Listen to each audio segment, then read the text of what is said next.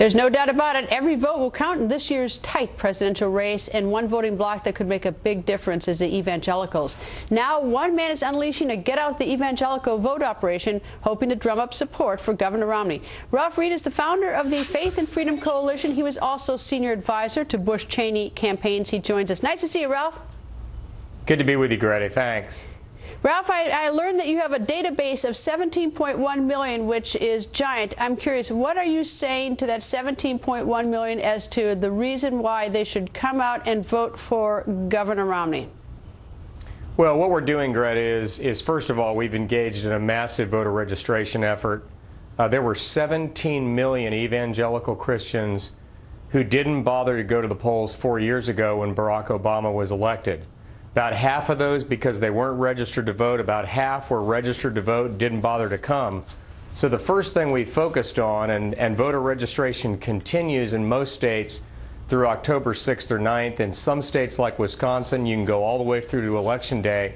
We're making sure that at a minimum they're registered, they're informed, they're educated.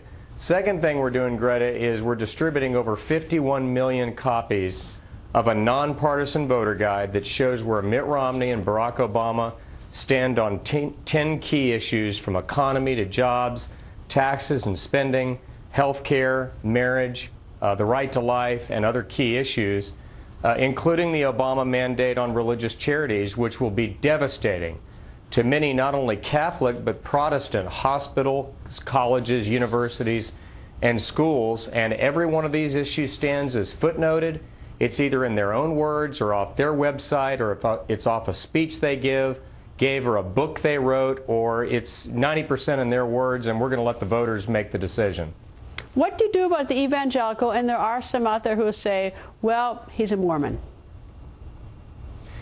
Well, I think, first of all, you start with Article 6 to the Constitution, which says that there's no religious test to serve in public office. And we were the first nation in the history of Western civilization to say that you couldn't prohibit somebody from serving in office because they were a Baptist or they were Catholic or they were Jewish, or in Governor Romney's case, because he's a member of the Church of Latter-day Saints.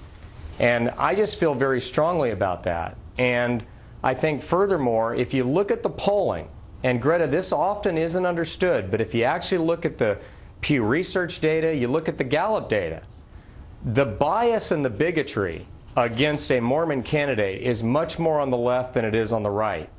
It's mostly secular left of center voters in opposition to the social values of Mormons, much more than it is evangelical Protestants.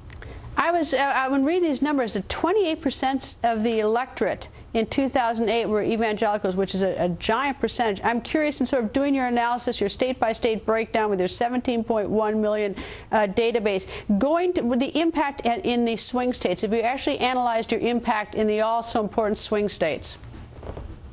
Well, we have, and I think if you look at the big four where these voters are to be found, it's Florida, Ohio, Virginia, and North Carolina. And if you look at every one of those, you know, Ohio, Romney's trailing probably by an average of 4 points. But Florida, there's a new poll out this weekend, Miami Herald poll conducted by Mason-Dixon. It's 48 Obama, 47 Romney, and Brad Coker, the pollster, says ground game will decide it. Virginia effectively tied, North Carolina effectively tied. In every one of those states, Greta, we believe we're going to be able to increase the evangelical turnout from the 2008 baseline by an average of about 7%. And when that happens, there's going to be a lot of shocked faces and a lot of newsrooms all across America. So let me just take Ohio, for example. Let's just take one. 18 electoral college votes. You think that you have enough, that there are enough evangelicals who have not been counted sort of in this poll that weren't going to vote, or they're going to vote for President Obama. You think that you can get to them to make the difference in that state, for instance?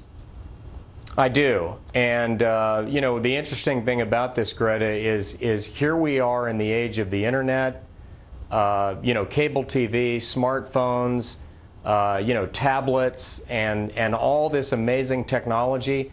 And where has all this technology taken us? It's taken us to an air war of mutual assured destruction, where both sides are throwing hundreds of millions of dollars at each other.